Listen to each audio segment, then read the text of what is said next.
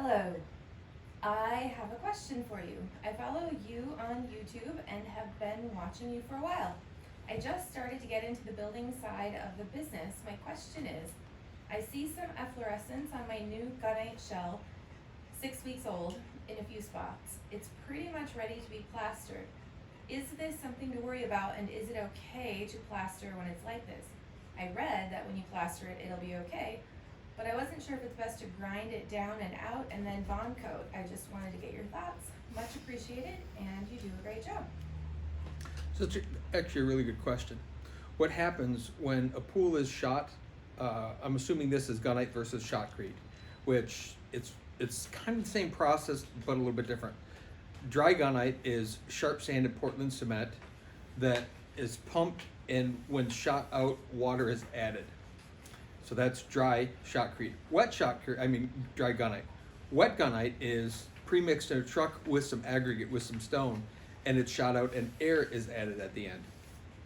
Either one of them, technically, the shell is still porous. It's kind of weird to think about concrete being porous, but both of them will let water weep through the shell.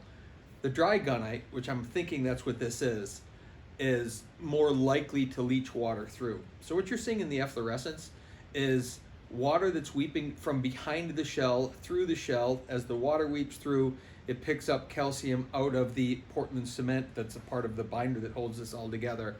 And as it runs and as it leaches into the air, it leaves a coating as the water either evaporates or rolls down into the pool. In general, it's okay. You can really expect that because this shell is porous. When you plaster it, that plaster finish is what prevents moisture from going in and out. So you're absolutely correct that it's okay to plaster over it. What I would hesitate, you're only 6 weeks old, so there shouldn't be that much on there. But if you looked at that efflorescence and you had a solid coating that had kind of a shiny sheen to it, means a lot of water came through and a lot of calcium had been deposited there on its way in.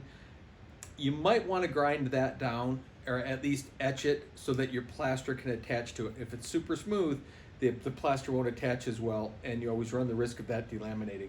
But if this is just sort of a fogging in white on the rough texture of the gunite itself, you'll be perfectly fine to plaster it. So it's a great question because you would think this is a concrete container, it should hold water. The fact is it won't. You could fill that pool up right now all the way full and it will lose water. Water will leach its way through that gunite because it's porous.